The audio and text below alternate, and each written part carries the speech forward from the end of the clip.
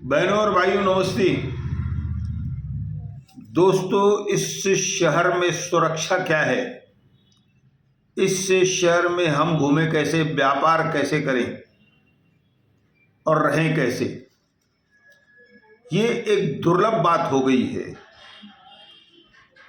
क्योंकि नेताओं का ध्यान नहीं है कि किस तरह से पुलिस को समय समय पर पत्र देकर जागृत किया जाए।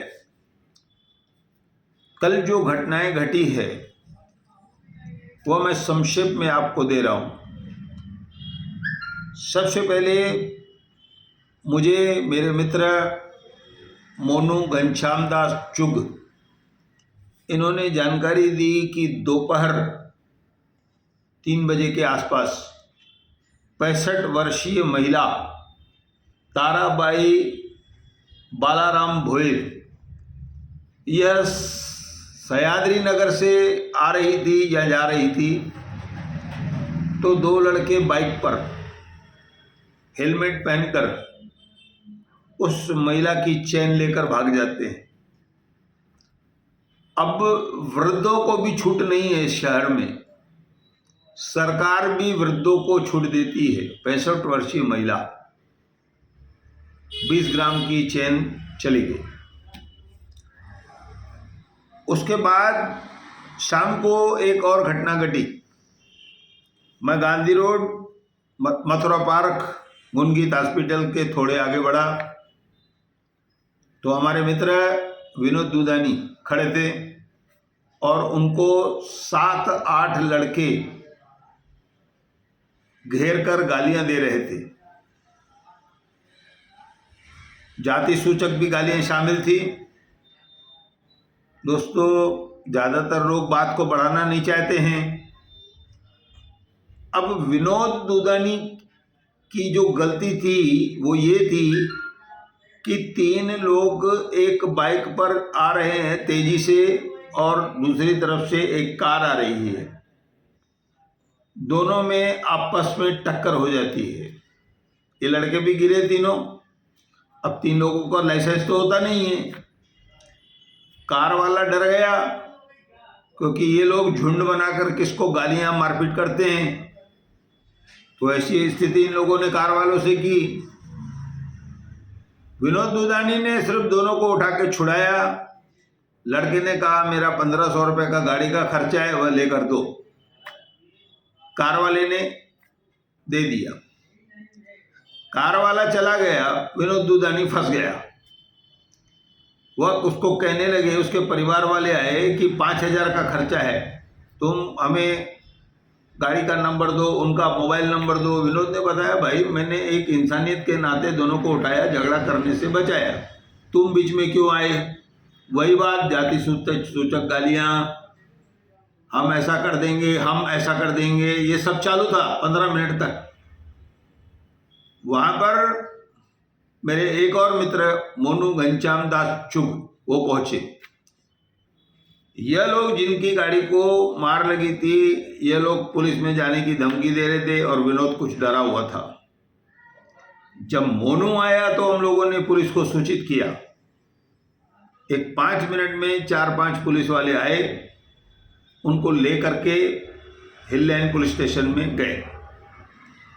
वहाँ पर पुलिस ने बात समझी और उल्टा उन लोगों को गालियाँ दी कि वह आदमी सिर्फ तुम्हें बचाने आया है और तुम्हारे पास लाइसेंस कहाँ है, गाड़ी के कागज कहाँ है, तुम लोग 3-3 लोग कैसे गाड़ी चला रहे हो।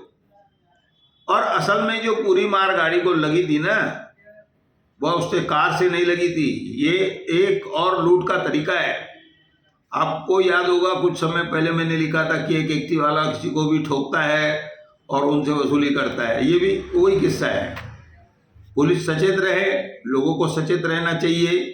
ऐसी स्थिति में आपको 112 नंबर पर पुलिस को फोन करना है। 112 112 पुलिस आपकी मदद जरूर करेगी। दोस्तों उसके बाद तीसरी एक घटना 5 बजे की और है। 5 बजे के बाद लाइट ऑफिस प्रभुराम मंदिर के बीच रेडीमेड की दुकान है MK2। यह जानकारी सुबह दादा सतराम दास जेसवानी ने दी। कि दुकान में महिला अकेली बैठी थी। 2 औरतें आई, वह ड्रेस और साड़ियाँ दिखाने के लिए कह रही थी। उन्हीं के साथ 3 और महिलाएं बाहर पहले से मौके का इंतजार कर रही थी। वह लोग दुकान में घुस आई और उस दुकान से माल चोरी हुआ। अब कितना चोरी हुआ, क्या चोरी हुआ, इसकी भी जांच चल रही है, क्योंकि वह महिला अकेली थी और वह समझ नहीं पा रही थी लोग क्या कर रहे हैं करके। अब तीसरी एक महत्वपूर्ण सूचना है मेरे पास। मैसेज आया मोबाइल पर, रिकॉर्डिंग मैसेज आया, जिसको आप क्या कहते हैं, उसको वॉइस मैसेज। अमरनाथ मोहनपुरम, सुबह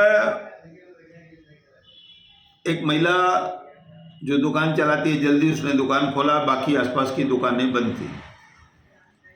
अब दुकान चला रही थी, साफ सफाई चालू थी। इतने में एक लड़की आई जिसके पास नई एक्टिवा है। दोस्तों, यह अमरनाथ मोहनपुरम के आसपास दूसरी घटना है, आप सचेत रहें। अमरनाथ मोहनपुरम, तो लड़की साफ सफाई कर रही थी। इतने में एक लड़की आई, उसने लड़की के आंखों की तरफ स्प्रे किया। लड़की बेहोश हो गई और उसको समझ में नहीं आया कि क्या हुआ, मेरे साथ वह गिर पड़ी। उसको अस्पताल ले जाया गया, वहाँ पर उसका उपचार हुआ। उपचार होने के बाद जब वह दुकान पर आई तो उसने समझा नहीं कि मेरे साथ हुआ क्या। बाद में उसने अपना गल्ला, जो पैसे की पेटी रहती है, उसको खोल कर देखा तो वो समझ गई कि उसके पैसे चोरी हो गए। और यहाँ पर एक चीज और जानकारी मिली कि 1 हफ्ता पहले भी कोई लड़की 15 साल की, उसने भी ऐसा ही किया था, लेकिन जो सामने वाली लड़की थी वह हट गई और उसको ज़्यादा असर नहीं हुआ था और वह पूरी तरह से बेहोश नहीं हुई थी, इसलिए उसका बचाव हो गया। अब आप ये कहेंगे ये तो हो गया ना, आपके साथ भी हो सकता है। ध्यान रखिए, आप जागृत रहिए। मैं पुलिस से निवेदन करूंगा कि इन सब बातों के साथ ये जो बाइक मैन हैं, 3 लोग जो चढ़ के घूम रहे, गालियां दे रहे लोगों को, ये तो विवाद हो जाएगा किसी दिन शहर में। जाति सूचक गाली देना, पैसों की वसूली करना, खुद के पास लाइसेंस नहीं, कागज नहीं, और जो चेन छीन रहे वो भी इसी तरह के लोग हैं। तो कुल मिलाकर मैंने बताया कि एक अमरनाथ की घटना हो गई, एक रेडीमेड की दुकान की जानकारी हुई, एक मथुरा पार्क की हो गई। सब जानकारी मिलाकर मैंने आपको एक जानकारी दी। दोस्तों, कुल मिलाकर आपको सचेत रहना है, जागृत रहना है, नहीं तो आप लुट जाओगे और आपको इस शहर में कैसे रहना है यह आप समझ सकते हैं। ऐसा कहकर मैं धन्यवाद कह रहा हूँ।